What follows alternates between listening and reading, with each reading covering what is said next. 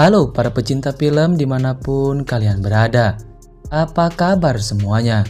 Semoga kalian semua selalu dalam keadaan sehat dan dilancarkan dalam semua hal. Nah bre, kali ini saya akan merangkum sebuah film berjudul Yes Good Yes yang rilis pada tahun 2019. Tanpa banyak basa-basi lagi, yuk langsung saja kita masuk ke alur ceritanya.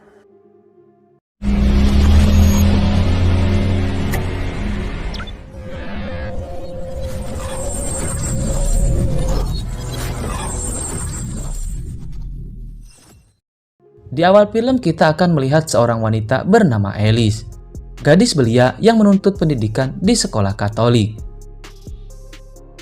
Tidak seperti siswa di sekolah pada umumnya, di tempatnya belajar saat ini diharuskan untuk mentaati banyak peraturan, mulai dari berpakaian hingga jadwal kelas dan acara kerohanian.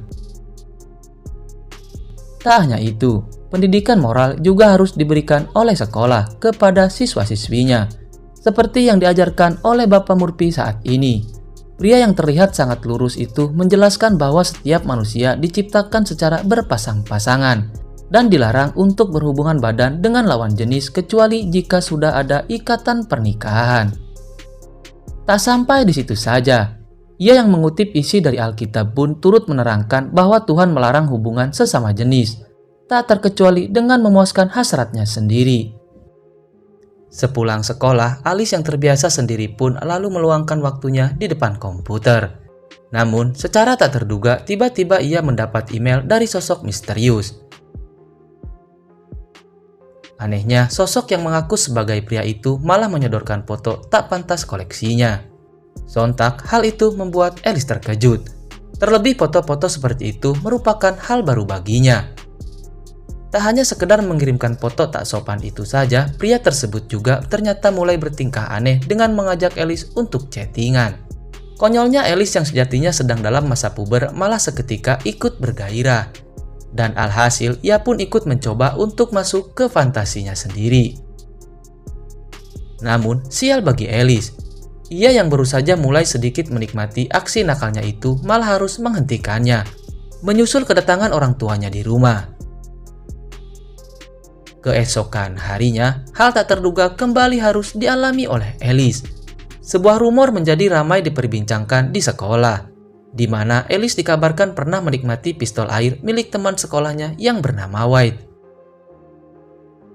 Sialnya lagi, rumor murahan itu tak hanya ramai diperbincangkan oleh teman-teman sekolahnya saja, tetapi juga turut menjadi buah bibir bagi para pengajar di sana. Hal ini jugalah yang membuat posisi Alice sebagai pembawa persembahan digantikan oleh siswi lainnya. Sejak saat itulah Alice mulai dikucilkan oleh teman-temannya di sekolah dan dianggap hina karena telah berbuat sesuatu yang dilarang oleh agama. Rasa bersalah inilah yang kemudian membuat gadis itu tergugah untuk melakukan pengakuan dosa di depan Murphy. Namun, bukannya mencoba membela diri karena telah dihasut oleh gosip murahan atau malah mengaku soal aksinya saat chattingan kemarin.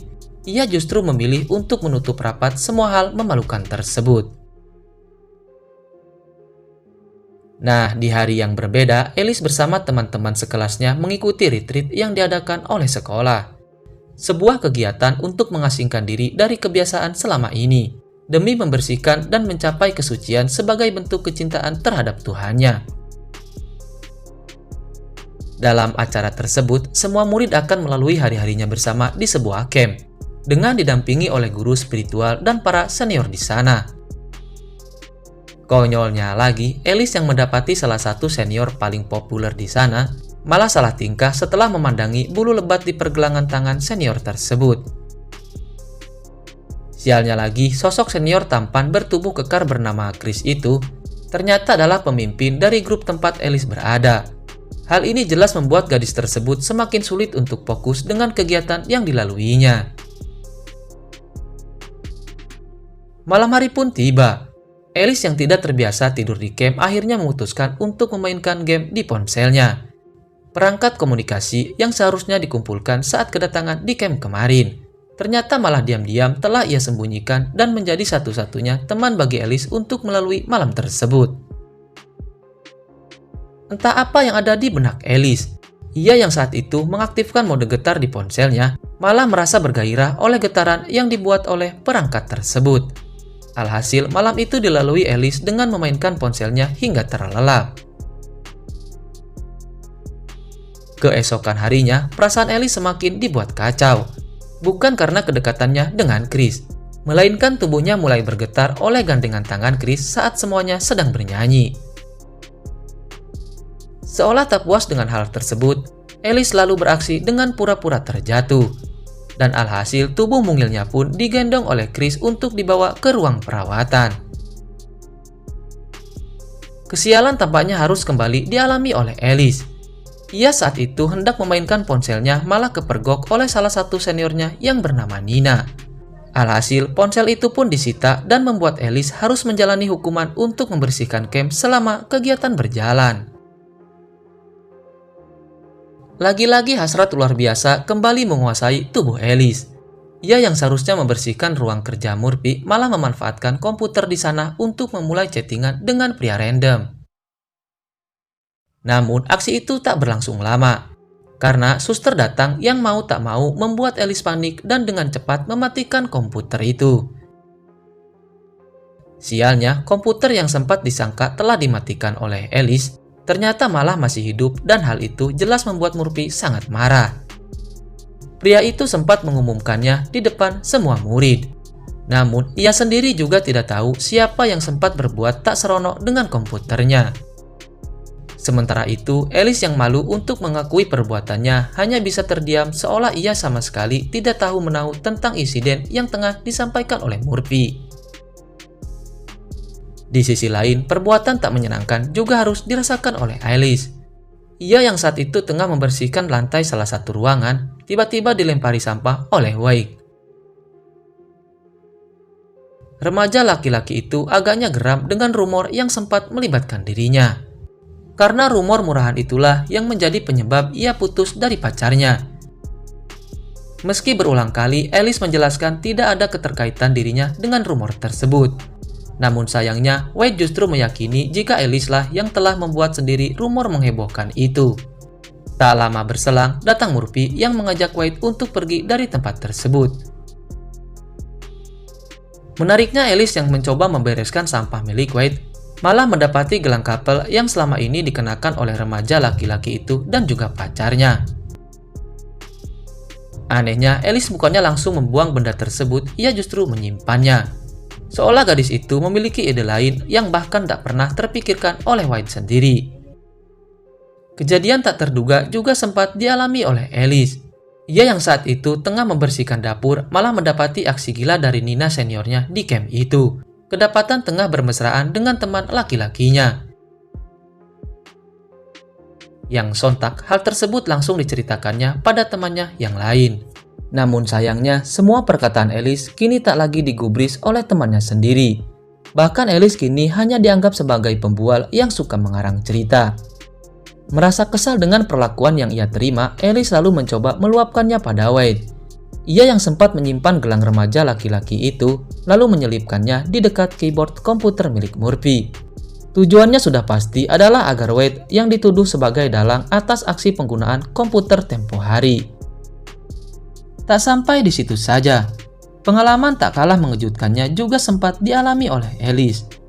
Ia yang tengah membersihkan area di sekitar ruang kerja Murphy, malah mendapati gurunya itu yang tengah menikmati tayangan video tak seronok di komputernya. Seolah tak percaya dengan kebusukan yang ada di dalam diri setiap orang di camp itu, Alice lalu meluapkannya dengan Chris secara paksa.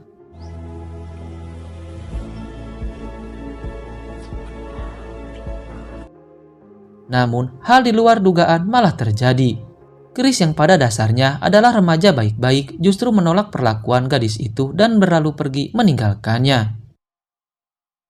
Semua pengalaman pahit selama di camp agaknya telah membuat perasaan Alice semakin kacau. Ia lalu kabur dari sana dan menuju ke salah satu bar untuk sekedar melupakan sejenak penat di pikirannya. Namun, siapa sangka di bar itulah ia justru bertemu dengan seorang wanita yang memberinya ketenangan. Wanita pemilik bar itu mengungkapkan jika dulunya ia pun sempat mengalami apa yang sedang dialami oleh Alice, termasuk soal hasrat ketika dirinya masih remaja. Hingga kemudian semua nasihat yang diberikan wanita itu pun mampu menenangkan Alice. Bahkan wanita pemilik bar itu sampai mengantarkan Alice kembali ke campnya.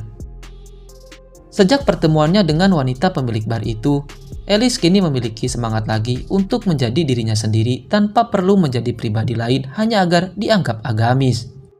Hal itu juga yang ia sampaikan di hadapan semua murid dan gurunya di camp itu. Bahkan semua perkataannya seolah telah menampar semua orang di sana yang selama ini selalu menyembunyikan hal buruk di hadapan publik. Di sisi lain, aksi Alice yang menyelipkan gelang milik Wade di ruang kerja Murphy ternyata berhasil membuat remaja laki-laki itu terkena getahnya. Ia kini menjadi bahan omongan oleh semua murid di sekolahnya. Konyolnya lagi, Alice yang sempat sengaja mencari-cari video tak pantas malah membuat Wade dicap sebagai anggota pelangi atau pecinta lubang pantat oleh teman-teman yang lain. Alhasil, remaja laki-laki itulah yang kini dijauhi oleh semua orang di sana. Sekembalinya di sekolah, Alice yang sudah berubah kini menjalin hubungan pertemanan yang baik dengan Chris. Namun, di balik itu, ia juga memberanikan dirinya untuk melakukan pengakuan dosa di hadapan Murphy. Gadis itu mengungkapkan soal hubungan tak lazim yang dilakukan oleh Nina dan pacarnya di camp. Termasuk kelakuan Murphy yang menonton video tak serono di ruang kerjanya. Hal itu sontak membuat Murphy terdiam dan merasa canggung karena malu dengan kelakuannya sendiri. Nah, di akhir film, terlihat Alice yang baru pulang sekolah dan langsung menonton video di TV. Bukan video edukasi atau persiapan jelang kuliahnya, ia justru menonton video tak serono yang selama ini benar-benar ia hindari. Menariknya, Alice justru merasa sangat menikmati tontonan tersebut. Bahkan, ia kini tidak ragu lagi untuk melampiaskannya sembari menikmati tayangan di hadapannya itu. Dan film pun, wassalam. Nah, itulah alur cerita dari film Yes Good Yes yang rilis tahun 2019. Semoga apa yang aku sampaikan barusan bisa menemani kalian di kala mager ya bre. Terima kasih telah menonton video ini sampai selesai. Sampai jumpa lagi di video-video berikutnya.